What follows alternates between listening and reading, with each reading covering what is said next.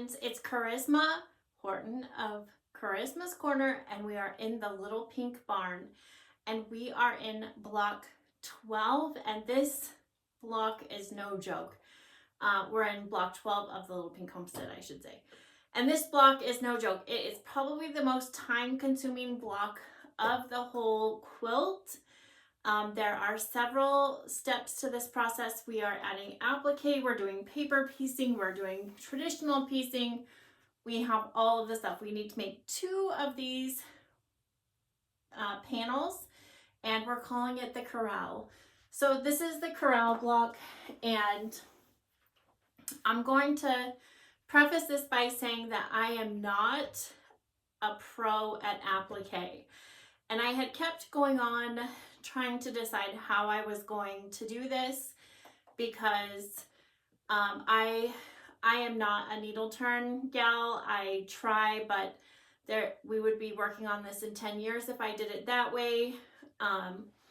And so my 2 options were to use interfacing and then trace them, sew them, flip them inside out, and then hand or machine stitch them, or to fuse them. And I kind of wanted to do the previous method, but time just got away from me, so we're fusing this. And there's 2 ways that I can adhere them down, and that would be by doing like maybe an applique stitch on my machine, or just maybe stitching around everything. But I think I'm just going to go ahead and quilt them down on my long arm. So you can choose to do whatever method that you want. We're in a month 12. You'll have plenty of time to kind of work on this in between other blocks to do the method that you prefer to do, because some of the other blocks are going to be so much easier, not as time consuming, and you'll have plenty of time to kind of decide how you want to do it. The other method that I thought I would love to do would be to use wool, because I love wool and doing all of that handwork.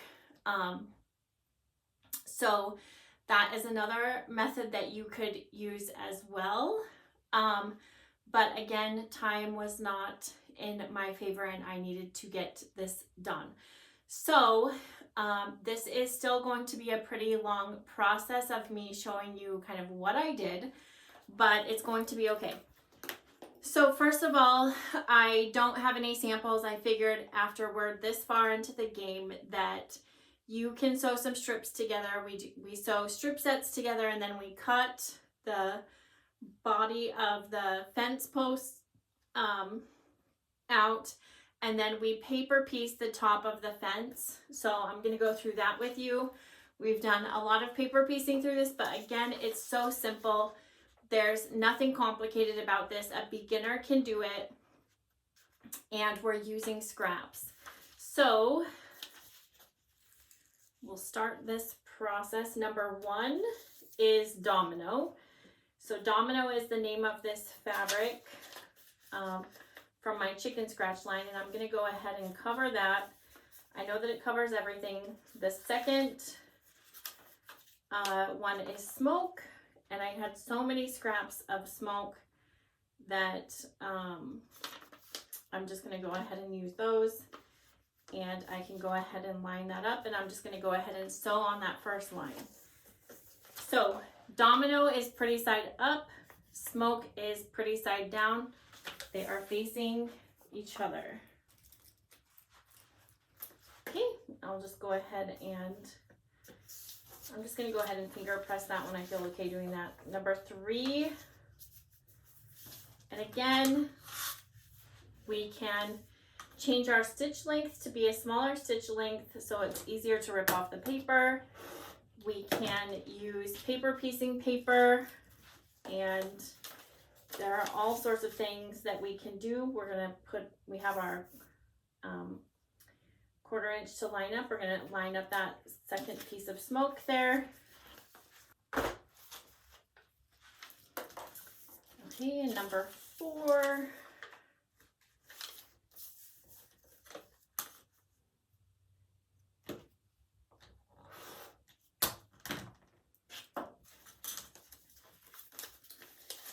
And we need a piece of domino.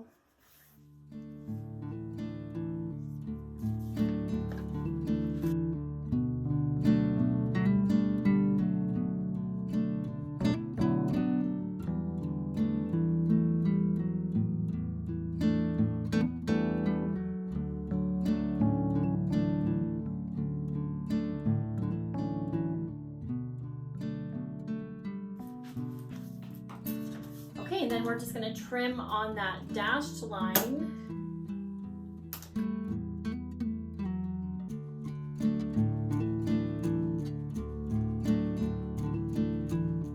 Okay, so now we have the top of our fence post done, and I'm just going to rip off that paper.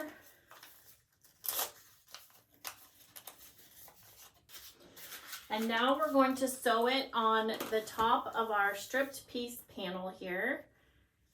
And this is where you kind of have to pay attention and make sure that you can kind of line this up the way that it needs to go.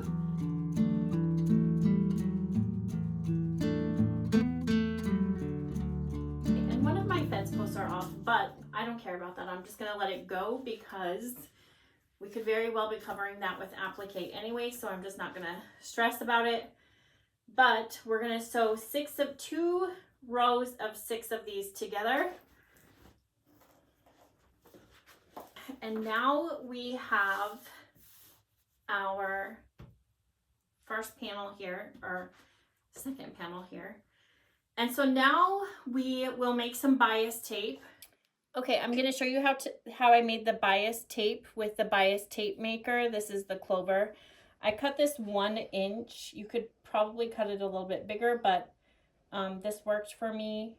It would just give it a little bit better fold, I think, if I had cut it a little bit bigger. But so I have this tail that comes out, and I'm just going to immediately put my iron on that.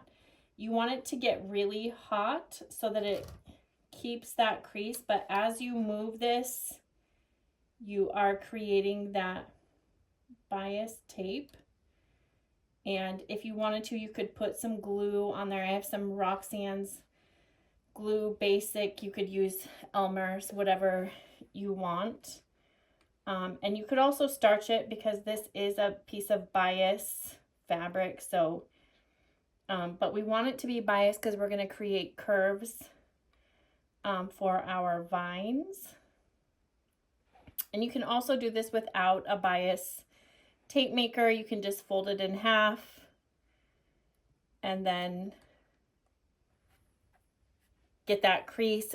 And then if you fold it in half, got the crease, then you would just fold both of the halves, iron it. But this just saves your fingers from getting burned. So I like this method.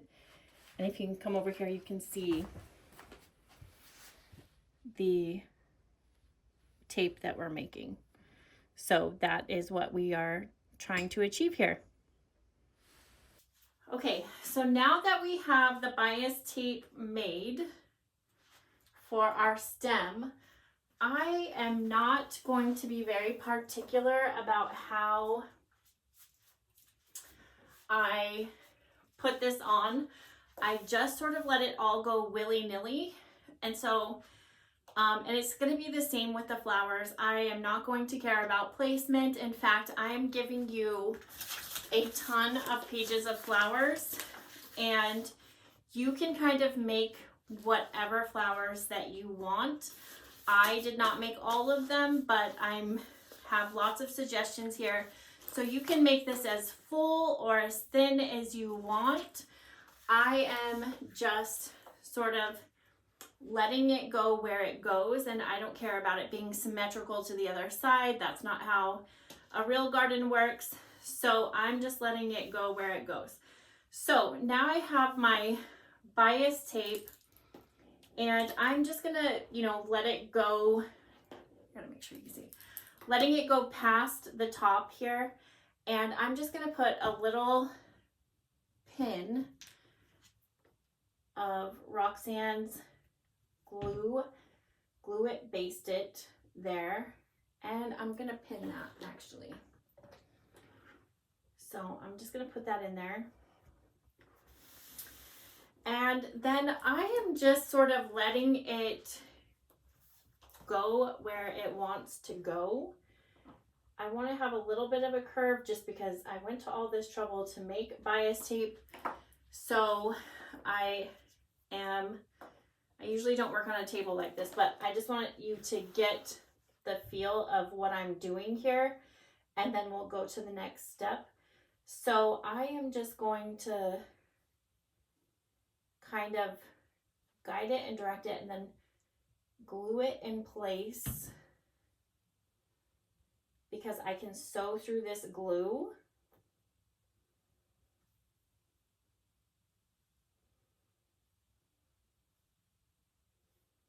And I'm just gonna do this throughout the whole thing, but I usually do this on my ironing board so that I can iron it down while I glue it, but I'm trying to show you while I do this. So now that you have the general idea of how this will go, you can make this as curly or whatever as you want, but I'm going to take a break for a moment here. I'm going to take this over to my ironing table, get it glued, and then we will go through the applique process. Okay, so hold on for just one moment. Okay, so I went ahead and did what I told you to do. I laid this out on my ironing board because it's a longer surface, and I kind of glued this down with the Roxanne's Glue It, Baste It, and ironed it along the way. I added just a few little stems, but now you can go ahead and hand sew this if you want. I'm just going to do a single stitch down the center of it to keep it in place, and then I am going to add all of the fused flowers, and I will stitch it down again while it's on my long arm, but I want to keep it in place now, so I'm just going to go ahead and run it through my machine.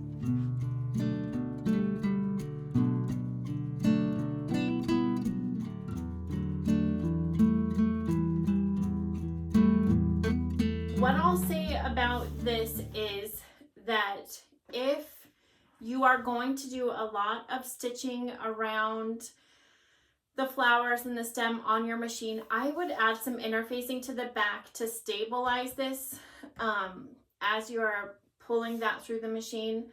I'm going to do it on my long arm so I don't have to do that. It's already gonna be on a stretch frame, and I'll just quilt it as I go. But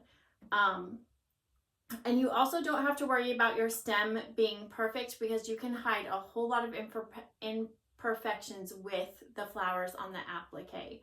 So now let's get started on applique.